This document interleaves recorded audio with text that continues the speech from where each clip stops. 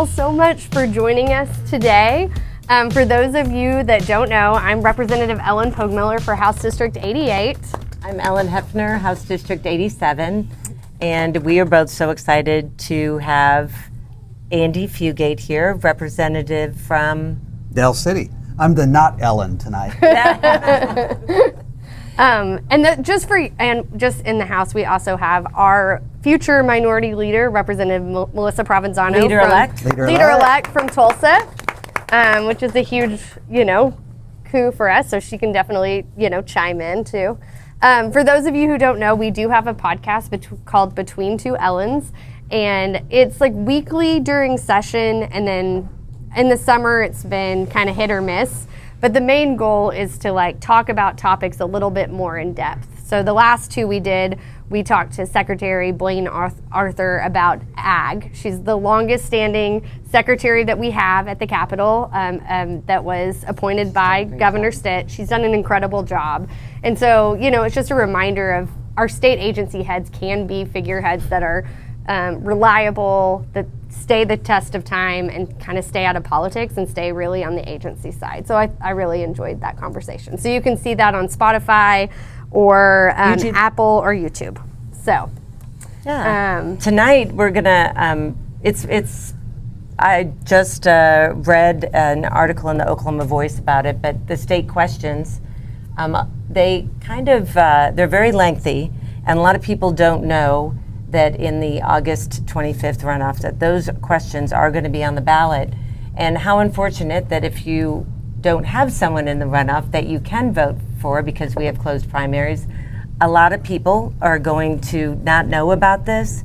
And I would hate for these state questions to be decided on 250,000 votes. So we have an expert. Andy Fugate is all things expert for us. But it's always nice. He is our floor leader, and through that, though, he's great in helping us try to figure things out. He goes deep into policy, and that's a love of mine as well. He's also my seatmate, and I found out we're Leos because my birthday's in next week. So. Anyway, we thought we'd have you on and take questions too if you have not heard about it or if you do know about it and want to get a little deeper into some questions. Andy's here and Leader-elect Provenzano's here, so I guess we get started with the first one. Yeah, so just an overview, there are really two pathways to state questions.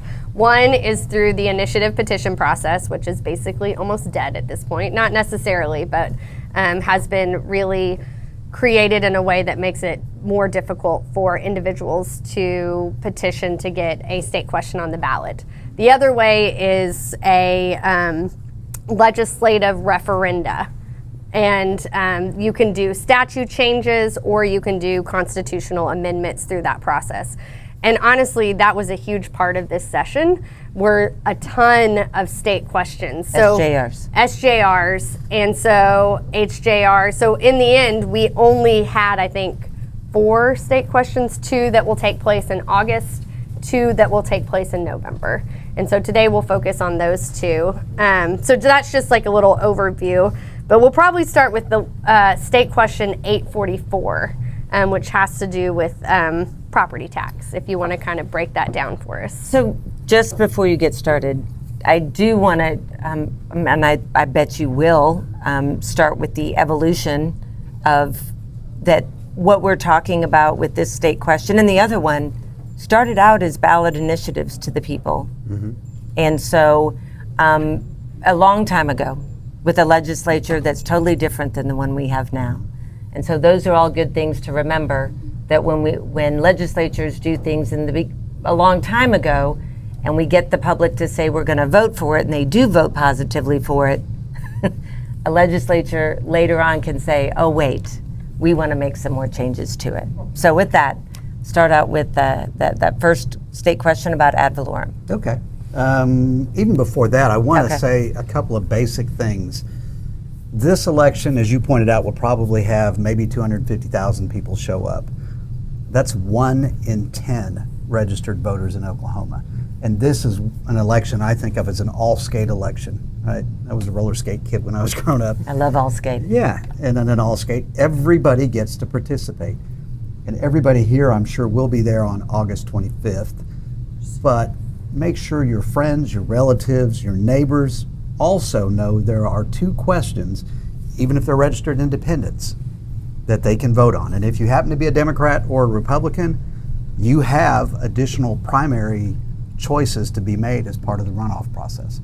So in terms of state question 844, it has a history going all the way back to the mid-1980s. For those of us, I'm 60 today, who have been around that long, we remember the economy in the mid-1980s in the state of Oklahoma. The oil bust had come through. We had banks that failed here in the state of Oklahoma. Businesses were closing all over the place. And at that time, the legislature said, you know, we really need to diversify the economy. And so they took a step back and said, how can we move past oil and gas and agriculture? Well, at that time, they thought manufacturing was the way to ring the cash register. We'll bring in factories.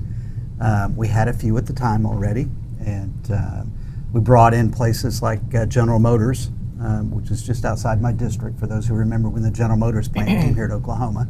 That's what got my family to Oklahoma way back then. My dad got a job there. Yeah, and those were good paying jobs. And the legislature decided to bake into the Constitution a proposal to bring those businesses to Oklahoma. And they basically said, we are going to spend local tax dollars as an incentive. So they said for 5 years, when a new business, a new manufacturing concern comes to Oklahoma, we're going to waive their property taxes. Right? The problem was property taxes are not state taxes, they're local taxes. And the legislature at that time thought it was not fair to spend somebody else's money. And so as part of the proposal, they baked into it a requirement that the legislature cover the cost for the 5 years of the exemption. So manufacturing comes in, every year they get $1 million exemption on their property taxes. That's hurting their schools that could use that money. It's hurting their county roads and bridges, their police departments, etc. So they bake that in. And today we have in the Constitution here, 45 years later, a provision that basically says if that manufacturer comes in, is eligible for that exemption, the legislature will refund to the local community dollar for dollar every dollar that is spent to bring that manufacturer here to Oklahoma. It's a good solution.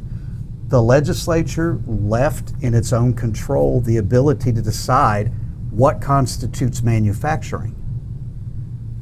You could argue whether that's good or bad, because the legislature has expanded that definition to go beyond factories. At one point, we were doing windmill farms. And then the legislature decided that was too much money, so they clawed that back. They opened up to data centers, and then we clawed that back. They opened it up to solar farms. They clawed that back. Those are all forms of production, but they may not meet the kind of original intent, which was to bring in a lot of jobs. So the legislature has that ability. So what does 844 change? At its essence, it allows it takes the legislature off the hook. It gives control to the legislature to decide how much money they will give back to the local community.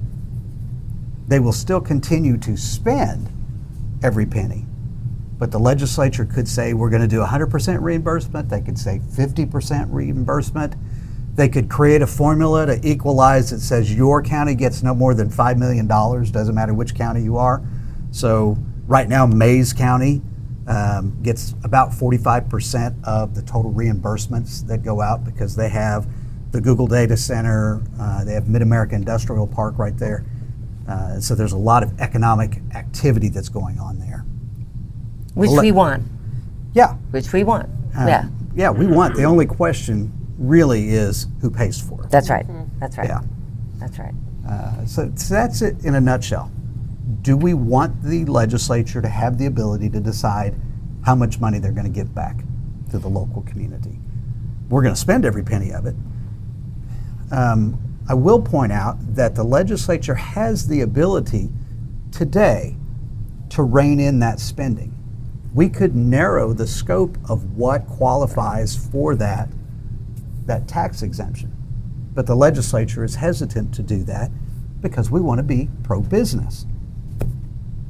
So that's where we are today. So they did say, that 40% that goes to Mays County, and for years that Mid-America, they've just been, our commerce has been going out there, and we've had people come in to try to, sell. We want businesses to come in. We want manufacturers to come in. Except aluminum. Yeah. No, well, that's a different podcast. But that they said that they wanted to bring fairness to it because 40% goes to one county and all the other counties get the rest, and they don't think that's fair. But that's really, that's the opportunity was Mid-America. That's a great place for whatever that the manufacturers that came in wanted. I think it's already fair. I don't know why that fairness would come in, that they have to divide it up to someone who's not going, it's not going to affect their schools or, I just think that it's already fair. Like everything else in its infinite wisdom, the legislature has decided it's going to redefine what fair is. To me, fair is if you spend my money, you're responsible for paying it back. Yeah. That's fair. I would also say the other option besides narrowing it is pay what we've said we were going to pay. Yeah. We are going to have to increase spending in those allocations if we're not meeting the needs, correct? And so, 70% of this income that we're talking about goes to schools. And so when we can't guarantee career techs in public schools that they're going to get that money back, that's a huge problem. And so I think part of that is, if the allocation that we made isn't meeting the need, do we want to continue to meet the need or we want to narrow the scope? But to me, this is not the answer. I mean, the incentive, that's what they thought way back in the 80s, it was an incentive. And, but that's what we're selling. So we owe the communities what we were selling. Like that was the pitch. Very happy to tell them, to get them here, the carrot at the end of the stick or whatever it is. And I don't think that those communities, which are already, our rural communities are dwindling. They're all moving to bigger cities, whether we've gutted some healthcare, we've had healthcare deserts or childcare deserts, or schools aren't doing enough. I think that this is just going to be a bigger, instead of focusing on the money, we should be focusing on how to build up those communities and maybe, what they need. But, money is a part of it. In terms of fairness, too, the legislature could be more intentional about where we spend money to bring in manufacturing. Right now, we spend an awful lot of money in that Pryor, Oklahoma area. We've done a lot to invest in Mid-America Industrial Park. Yes, that's right. And so it seems kind of silly for us to say, that's not fair that they have all of those factories coming in over there when we've been spending all of our money over there to help incentivize factories. Yeah. Yeah.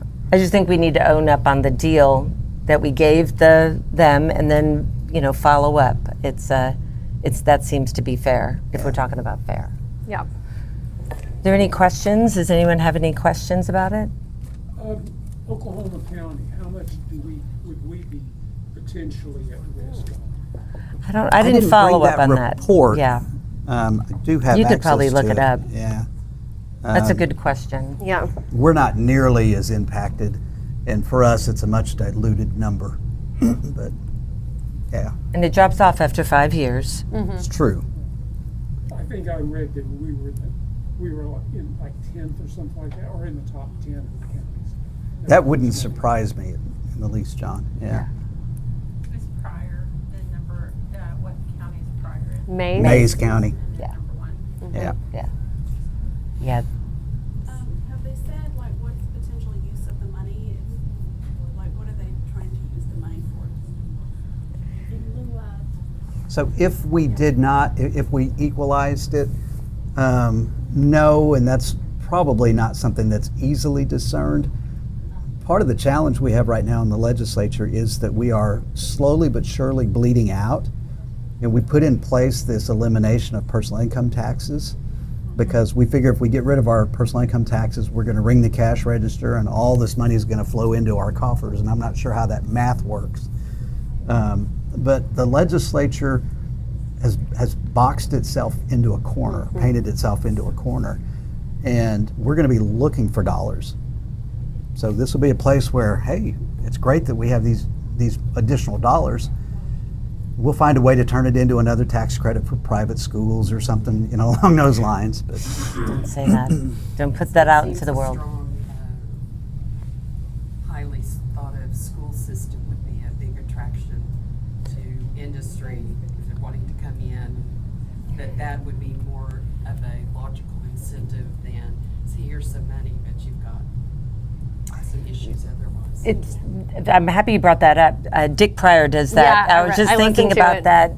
If you don't know Dick Pryor, what is that little It's show? the KGOU. It's like it's their Friday episode. Yeah, it's a Friday episode, and they have on a reporter's on there, and then they had a guest, and the guest comes. He's an emeritus over at OU in what's in his business in and economics. And so he was crunching the numbers on where we were. We fell to 39th, I think, in overall business. What businesses are looking Yeah. for in a state and Competitiveness. the Yeah. attractiveness to it. And they came out with 39. And so he looked at all different sort of numbers, and he said that Oklahoma is actually doing quite well, that for businesses to come. But what's not is that school number, that we're 47. We went up a little bit, I guess, 47. But that is one of the biggest factors. And I heard it from some what are those, the ones that come out and look for Site site selection. selectors, and they were saying, you guys look really great on paper. You guys are great, but it's always the education, because no one's going to want to go with their company if they see that the schools are not doing as well for Correct. their kids. Now And they can file for that credit. Limited. but limited too, though. But if they're looking for a business in a small town, No, I totally Yeah. get it. So it would be, I guess, of course, Oklahoma County we'd like, but that's not going to be the choice if this headhunter's looking around, the site selector's looking around. But that's something to keep in mind. And I don't think it's all money, that we give towards the school. I do think that we're hoping to, we've got a big thing that we did with literacy this year, and we're all kind of hoping that will help. But that's a long time coming that will make some changes. So, what I before would add you? on his, I've been following his economic data for decades, and I'm not going to challenge him on the economic data, but he was factually incorrect on both things he said on education. And that's the thing that keeps bothering me, that we set policy over one lie after another, and they have no clue what the actual facts are. Yeah. so what's the? I was going to add to what John was just saying. Yep. As part of the lie. We're going to hear the legislature. We are hearing them talk about another round of historic funding for education in Oklahoma. Another $250 million or $210 million. I don't remember the exact number that we put into public education. What they don't say is that none of those dollars are available to keep the lights on, to pay the bills. Every dollar of that is spent in one form or fashion, whether it's the $100 million that we have set up for literacy, the $80 million that are required to go to teachers for salary increases, the $27 million for health insurance, which is required by law that we have to fund. And we just discovered now we're going to go up another 20% for health insurance. For Holy state smokes. employees, retirees, and teachers. Yeah. So Yeah. the difference is that for state employees, we get most of that covered. Yeah. For 75%, teachers, right? Something right in that area, Yeah. yeah. For teachers, their stipend only covers individual insurance. But if they're on family insurance, they're the ones covering the additional $3,000, $4,000 out of pocket. Yeah. It doesn't, the money that we gave doesn't count support staff or those other things that we know every year things go up. So you're right. Insurance. That question of, is that fair to the teachers? Yeah. You were talking about fairness earlier. What's really not fair is telling them, we're doing all these amazing things for you. You guys need to step up to the plate when teachers know the reality. So, you know, I don't think it really works well when you give somebody a budget and you've already pre-allocated all of the money. You know, and that sounds a lot like what's happening is, well, we're giving extra money, but we're imposing additional requirements. So at the end of the day, it's a fixed line item with no fungibility to move to cover other things. Is that? I mean, it's pretty close. I mean, I wanted to do an interim study that was not approved on accountability, but part of that accountability is all of breaking down all of the requirements with that funding that we've required and really painting a picture of the limitation that we've actually given to schools and their flexibility to do those kind of needs assessments and like creative and cool things that schools really want to do, but they're harnessed into this one lane. So, I mean, while I do think there's some flexibility, I think the more and more we get into it, we label it as accountability, as if we know better, and we're going to be accountable for those dollars. And what we've hindered is schools' ability to do what's best for kids. And another spin on your question, it's like the abusive spouse that comes home and says, hey, I got a $200 a month pay raise, and oh, by the way, I leased a new car and it's going to cost us $500 a month more. And you have to figure out how to pay the bills. So when that was from the 1980s, when that first started, from the 1980s to 2025, it's like $2.77 billion that we've given in tax incentives.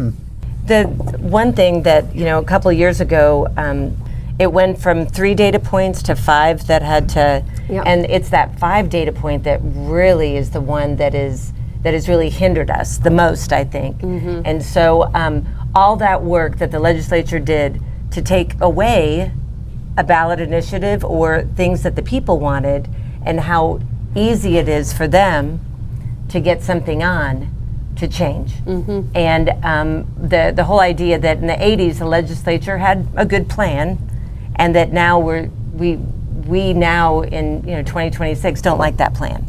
And so we want to change it because we want control of the money. And so I think that instead of giving it back and sealing that final part of the deal, so that's one of those things that's kind of frustrating to vote yes on a state question that was so easily put on there, and such a struggle for voices to get, from the people to get heard. So that's my little 2 bits there. All right, I say we transition to the second question. Okay. State question 846 on voter ID requirement. Can I get you guys some cake? Do you want some cake, Andy? Yeah. Yeah. Yes. Since we're not on screen now, I can eat to my heart's We can content eat. all along. And you guys go ahead and start. I'll serve it up. Okay, perfect. So, yeah, if you want I'm to sorry, start. I was wrong. It was 4 data points, not 5. So 4 out of 5. 4 out of We collect 5. 5. We collect we 5. got 5. It was 4 out of 5. You're right. And I will sidebar on that and say that we made it much more difficult in the matching of your signature information. When you put your name down, you're required to put down your legal name. But when you register to vote, you're not required to give your legal name. So I have a colleague, Herschel Caldwell, who goes by Trey. His legal name is Herschel, but he runs as a candidate as Trey Caldwell. Right? If he puts Trey Caldwell down, which is how he's registered to vote, that gets rejected. The way the law says when you go in to vote, it says if your signature and name substantially conform, that's sufficient for a match. Smaller than that. And I proposed changing our law. Representative LePack made the change to require the additional scrutiny on the signatures. And I proposed amending it to substantially conformed, and he was adamantly opposed to that. So Thank you they for- want to make it harder. Thank you. Just wanted to make sure we had that all correct. Yeah. So. Well, and also it kind of leads into this whole voter ID requirement too. Just when you look at we already have in state statute voter ID laws. We've had that since 2011. 2011. And so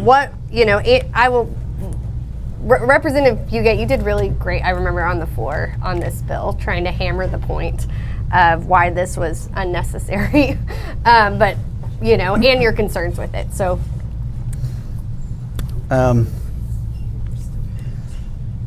So in 2011, in 2010, people went to the ballot and voted in favor of another one of those legislatively referred changes. This time it was a statutory change. It seems a little weird for a legislature that is responsible for changing the law to not directly change the law itself, but instead send a question down to the people. There were two reasons for doing that. The first reason was, remember who the governor was back then? It was Brad Henry. And they were concerned that Brad Henry would veto this proposal because he had vetoed something similar previously. The other was they wanted to have a large Republican turnout for that November election. And they knew if they put on there, oh by golly, we're going to have election integrity and we're going to make it really hard for, we don't want those foreigners to come in and vote on our elections. So they served two purposes with that. So 2010, people passed that, admittedly, overwhelmingly, put into statute a requirement that when you go to vote, you have to provide identification. You can do that through a government-provided ID, your state ID, your driver's license, military ID, tribal ID. You can also bring in your voter identification card. You can still vote regardless of whether you have your ID, because the Constitution of the United States says you're allowed to vote. If you're a U.S. citizen, you're allowed to participate in our elections. And so the way we do that in Oklahoma is through a provisional ballot. I sign an affidavit saying, I'm Andy Fugate, I live here, I'm entitled to vote in this election under penalty of law, 5-year, $50,000 felony crime. I sign this, my ballot goes in a holding envelope, and it sits until they decide whether or not we need to open up the provisional ballots. So we have in place today very strong voter protections, identification protections. So why do we need this? Well, my argument is we don't. But this state question moves the requirement for voter identification from statute into the Constitution. I think my Republican colleagues would say, well, that's to prevent some future legislature controlled by Democrats from doing something goofy. I think the practical result is far different, because what this does is, instead of having permissive language saying that the legislature can do these things, which is the way it exists today, it now moves this into a mandatory structure. The Constitution requires the legislature to do these things.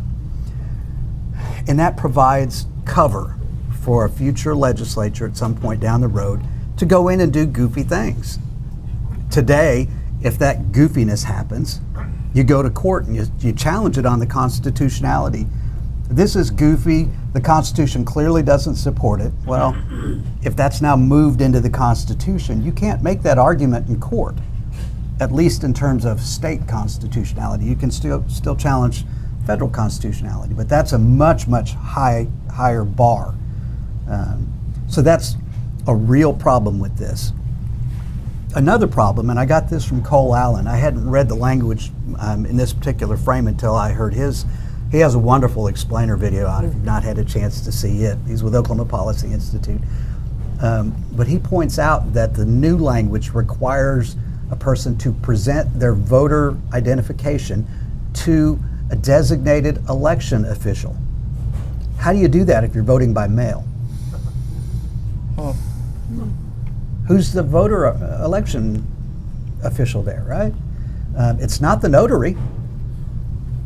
What do you do if you're in the military and you're on the aircraft carrier that's been at sea that has no working toilets and showers and everything else, right? And you're going to vote. Who do you give your ID to at that point? We have potential to disenfranchise a lot of people. The elderly, many of whom are homebound, voting that way, the disabled. I would argue that that is probably something that could be challenged in federal court or even in state courts on federal provisions. But it's going to be... set ourselves up for one more pointless lawsuit. Yeah. If what we have today is working, and I'm not hearing anybody in this state saying it's not. Okay. You're hearing some people say that it's not working? No, my experience was I voted absentee Yes. because we don't trust the post office right now because things we're getting from Florida are taking 3 weeks or more to get here. Yes. We took our absentee ballots to the election board. I sat in the car, he went in. Yes. Came out with mine. Yes. He's not allowed to present. I had to go into the election board even though my absentee ballot was notarized. I had to show ID to turn it in, where if I mail it through the mail, I don't have to do. And then they wanted me to sign a paper saying I would not vote on election day. But I didn't do that. But he didn't have to do the extra paper step. But why do I have to show my ID at the election board if it's already notarized and they sent the ballot to my house? It's just... It goes back to scandals that we had late 1970s, early 1980s with ballot harvesting, where they would send people out to collect ballots from people. So I have your email. I do have a response for you. I did not get to it. That's okay. Yeah. So they would pay people to go pick these up, and they would stand over people and see how they, help them fill out their ballots, et cetera. Right? And so the law was changed to only permit that individual to bring their ballot in. It doesn't change anything about mailing them. Yeah. So. I'm just concerned because eventually he may be homebound, so I guess I have to go back to the old-fashioned system of Just mailing it in. mailing it. Yeah. Yeah. And it's a condemnation of where we are today nationally, that we can't even depend on something that's been around since before post the office. United States was even a It's country. horrible. It's horrible. Yes. You do at least get to watch if you've probably voted absentee, but you do get to see when it comes in, and they do, show you every process of it being, It's just, I'm more concerned for people who are disabled, homebound, nursing homes, things like that, Because that's the challenge too, is if the notary goes and notarizes at your house, they couldn't take it and mail it for you. So if you were homebound and that was it, you'd have to find somebody else to take it, to put it in the mailbox. Yeah. Because the notary's not allowed to do that. Yeah. Yeah. You're I right. believe there is a provision for somebody who's disabled to have somebody else present. Okay. Yeah. But it ought to be, frankly, if you're my spouse, I should be able to bring it in. Yeah. I'm sorry. Well, it's not like you're bringing a box of them, you're bringing Yeah. two, Yeah. So, Although some people these days with 22 kids or whatever it is, you might bring in your whole family and people begin to wonder. So. Okay, thanks. I was just curious. All those things are open then since things are sort of, it's not defined, so then the legislature can make those definitions. And that's also that big scary part. There's several words in there, who that election official is, or even what that ID is. It might be a specific ID, or the ID has to come along with a birth certificate. I don't know, but it's one of those things that you, because if the legislature has control of the definitions, that's where we'll see a lot of those big changes. Yeah. What does the word present mean if I'm Yeah, presenting presenting. my voter identification? So there's several words in there. Well, on this issue, as well as it seems like almost all the issues we're concerned about, it goes back to what Stitt has made perfectly clear, survival of the fittest. We live in a world of winners and losers, and we need social Darwinism, and our job is to show how tough we are in order to win. Except that social Darwinism is just a fiction. When you look at that whole notion of too big to fail, right? Social Darwinism says, no, you're not too big to fail, you should fail. Yeah. So which side of the mouth are they going to talk out of? One side or the other side? We play winners and losers every single day in the legislature, and the Congress is 1,000 times worse than we are. Right. And we now have a president who decided that the United States should own portions of companies. There was a time when the GOP thought that was communism. Not anymore. Now they think it's wonderful. Maybe not wonderful, but not worth challenging. Too scared to challenge. I have heard several stand up and defend that. If they're making money off of it too, then they're probably right. And now we have a president who's charging $100,000 for advance information. That's crazy. Yeah. $5 million to come in on a visa and And where's that money going? Venezuela. You're supposed to get it back when you behave yourself. It's coming with your Doge check Yes. and your tariff check, Yeah. It's all in the name. which is no longer being delivered. I know some of us are on the ballot in this room. I know leader-elect is, and I am as well. And this is the first year that I've run that there's a tiny bit more voting Democrats in my district than Republican. It's been mostly Republican, but the Republicans have become independent, so it's almost like a 30, it's almost like a tiny bit hedge difference between each section. So I'm trying to get Democrats to get on vote. They're pretty much the worst. I'll just say we are bad at voting. And I hear apathy when I do get the door open. And I hear, and then I don't get open doors, which really is upsetting to me because I'm a 30% open girl, and I'm not at 30%. It's kind of sad. You want to hear from people and try and listen. But I think that that's a real thing, is that we need new voters. We need new people to vote, and we need people to go to the polls and vote. And I hear even some people that I'm really close to that say that they just don't think that their vote counts. And every time they talk about it, they talk about federal, and I want everyone to focus on state politics, because there is a way that we can change things, but it means that we all have to come out and vote. And so I think that that's sort of, if you know of friends or even independents out there on this August 25th, we won't be deciding who, the governor's race, the governor's labor, Superintendent of Education. insurance, and superintendent. We do have a majority state that will probably guess all of those in the runoff. But we really need to get all the Democrats and independents out to vote for those state questions. And there's a few primaries. I know I have one with my County commissioner. My county commissioner. So, but if you please, get that vote out. The East Side does a really good job with driving people to the polls, and their churches do a good job.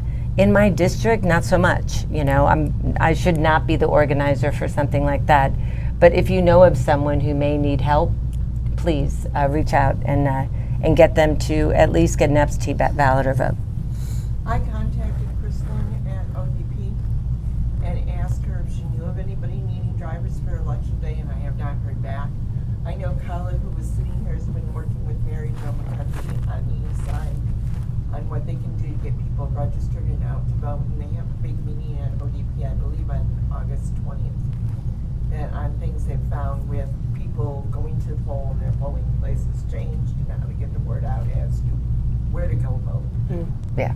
Well, good. But I wish they would call you back. Yeah. Yeah. We got to, yeah. I know in the past, I've contacted him and said I'd be willing to give rides or whatever. And at one point, when it was getting really crazy, I went ahead and became a notary, saying, okay, I'll go. No calls for any of it. Yeah. And so part of it is getting those people that need that help to call Right. and Yes. say they do, because I think there are people who would do it. Of course. But, you know, you can't Of just go course. and say, You have to invite- hey, get in the car, we're going to go vote. Of course, of course. I think that like that apathy is sort of set out there, though I can't do You can anything. challenge them, say, let's see if we make it, if your vote Yeah. makes a difference this voting. Yeah. Because if you do start seeing change, then I think it is, but it definitely won't make a difference if you don't show up. Yeah. That's right. That's right. Did anybody have overall were you going to weigh I in? have to plug for just a minute that across the nation, no Democrats are on fire. You know, and Oklahoma is part of that nation. And I'll just point to the ODP's efforts to elect blue precincts, bright red, ruby red, Payne, what far. Yeah, Payne, K Yeah, County, Osage. And that was a tall order at the Oh, then oh, yeah. overperformed No, you didn't by turn it on. 30 points. And I got texts all the way saying that means Melissa. that Melissa. You did turn it. Did you turn it on? Oh, you turned it And I'm done. Oh. Oh, are you done now? Well, I'm not dogging on Democrats, but I know when I'm at the door, that's what I get. So, Yeah, but I think, you know, there's a lot of attention on this issue, so just don't lose hope and know that, like, there are people fired up and ready to go. And we just had polling not too very long ago that demonstrated that it was Democrats that are fired up, ready to go, and it is our Republican brethren that are feeling apathy because they don't have a lot to vote for. Yep. Talk more about that polling that you just got. What would you like to know? Just I want more details. They're fired up. What does that mean? Like they are ready to vote and they're looking at the candidates and you know, one of the things that I don't think I'm disclosing too many state secrets here, but one of the things that we teach all of our volunteers that are headed out to candidates is Republicans are seeing the corruption. Republicans are feeling the cost, and I know we're diverging, but there's an apathy there because they're kind of looking around to see what the talent looks like. And here in this state, our Republican brethren are very upset with the governor and the state superintendent. But when you start talking about the president, you kind of lose them. And so use that. Be smart about it. And say, you know, what's going on, what's keeping you up at night. Keep that conversation on our state. on our state. You look at what the GOP has right now at the gubernatorial level, right, in the state of Oklahoma. You got a rhino and a wino. You have, for superintendent, one guy who is barely better than or worse than, depending on how you look at it, Ryan Walters 2.0. You have a guy running for attorney general who is as thick as it gets into the corruption that's existing in our jail system here in the state of Oklahoma that continues to kill people. And Republicans are looking around saying, this is the best that we have. It's no wonder we're 49th and 50th and everything. And that, to me, explains a lot of why Republicans, when they're out stumping, talk about the turnaround. And respectfully, I'm not hiring the same people to do a turnaround that got us in the mess we're in today. There's reason for hope. Yep, for sure. I think Always hope. Yep. there's a lot of reason for hope. There's a lot of good things firing off Yeah. across the state. Not the least of which is we have some great candidates on our side of the aisle who are going to be at the top of the ballot. This is kind of a general question, but I have wondered for a couple years how many rhinos we actually have. Like, I have a son who, I'm a proud rhino. He's a Dem, but he wants to vote and he's going to cast his vote carefully. And I'm wondering how many people we have who are Republicans who are rhinos. I think, everybody in this room knows people. I think you'll find this at the Capitol. There's people that we will always fundamentally disagree on, but they're issue-based people that have big things that they care about: education, healthcare, the economy, that are not working well in this state. And so I think when you get them talking about those issues, they are going to lean more Democratic in the way.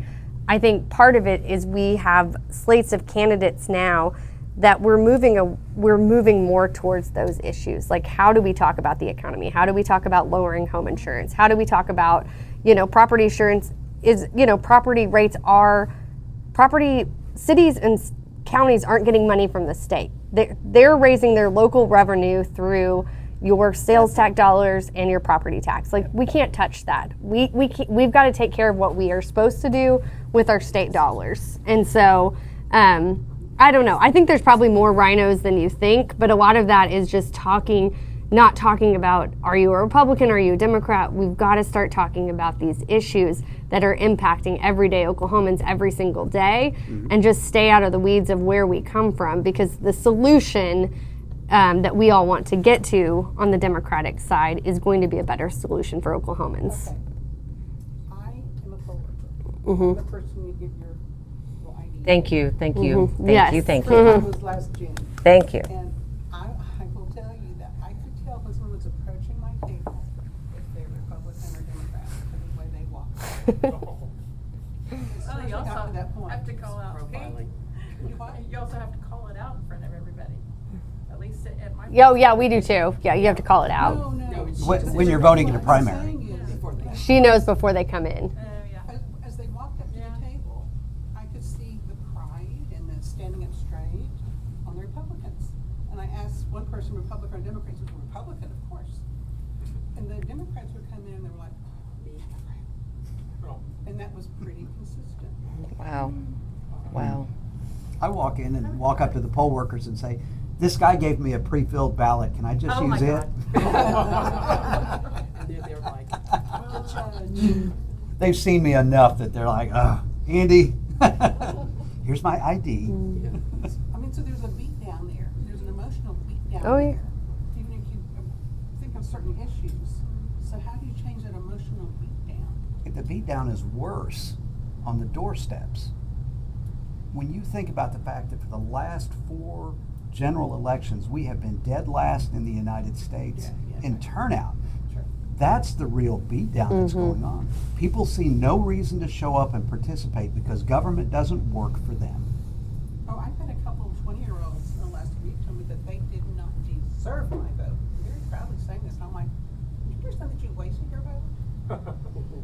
You didn't. Your little protest didn't have any effect at all. What does that mean? You Except don't to do of deserve. the person not wanting you to vote. That they didn't think the candidates Talk to some deserved. communities that remember not having a vote. Yeah. You know, and so those are the Well, kind of this things. discussion, Yeah. we went on. I Yeah. didn't stop there. When you get sent to Iran, forced, Yeah. the same way that people got sent to Vietnam, then you'll change your mind. Yeah. Honestly, I think you have to sell hope.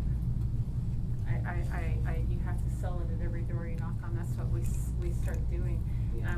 You know, everyone up here is an effective legislator that gets things done, kills bad things that people know should be killed, but everyone up here should give you reason for hope. Yeah, And I if agree. you're not tagged into that, I mean, our values are Oklahoma values. Democrat values are Oklahoma values. We represent the working class. We represent fair shake for everyone and making sure that your paycheck stretches to the next paycheck.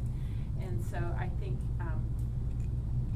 it's important for us to make that effort to speak about it. Okay, I think like we these still fabulous have folks people are doing. who are single issue candidates. And Yeah. the one single issue that I hear people say is, I will never vote for a Democrat because I do not believe in abortion. That's the one I hear. I mean, I'm gonna tell you, I've been knocking doors for 8 years, and I finally got those people. Yeah. Really? I knock them every 2 years. Yeah, But it's you a- have to keep at it. It's a difference in how you talk about it too. Yeah. And so I think that there's abortion, of course, you know, people want to talk about that. I'd rather talk about young women's health. And so how That's do, the changeover. that's it. Well, let's talk about young women's That's health. right. And so we've already beat that, but we do know that our maternal morbidity and mortality numbers, I don't care what Easter Seal says, we're still very low on the totem pole for that. But I think that I do think that working with the people that we did in the 60th, I think some of them get it, but just aren't brave enough to cast a vote in the right way.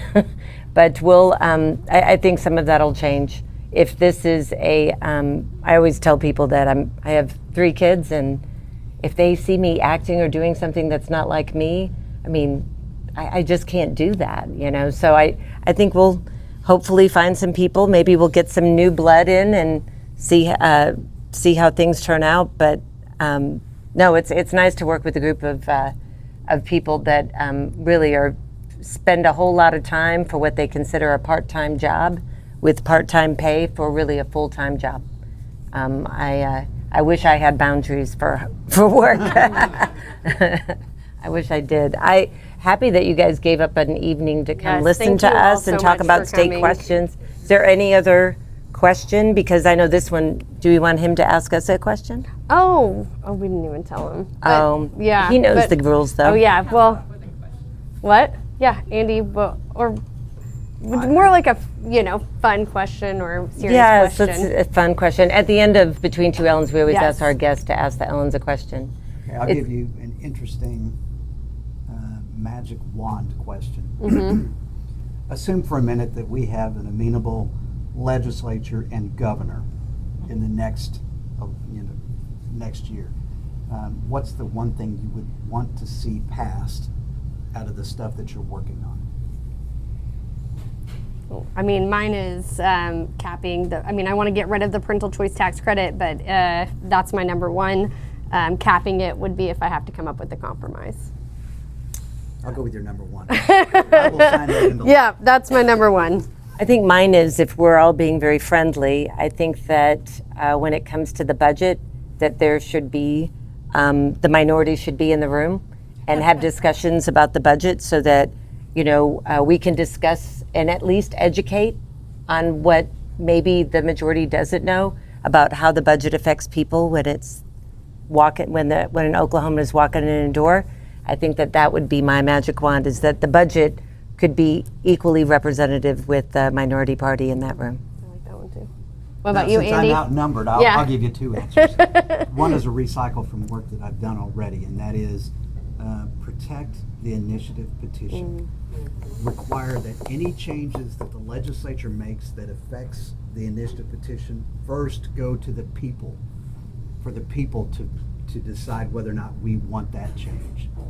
It's ridiculous that we can put all these additional strings on how we do signature collection, what we're going to match, and everything else. You should make that decision, not us. The other one then is something new, and I haven't quite figured out how to finesse this yet, but I think I'm going to ask for a constitutional change to add one word to the Constitution in front of education, requiring the legislature to provide a quality public education for all kids. And I asked a former attorney general here in the state of Oklahoma how it was Kansas got their courts to order the legislature to come back and put another $1 billion+ into education after they took the Oklahoma plan and tried to destroy their public schools. And he said they have something we don't have. They're required to provide a quality public education. So that gives you something to argue then, versus Well, just an education. Yeah, To say, what defines quality, this isn't it, this isn't. that'll be the sticking point, but I am entertained by the idea of my colleagues arguing against providing quality public education. Yeah. Andy's just trying to set him up again. Good job, Andy. Good job. It's another one of those I may not hear the light of day. Thank you all so Thank you. much. Thanks for All being coming. here.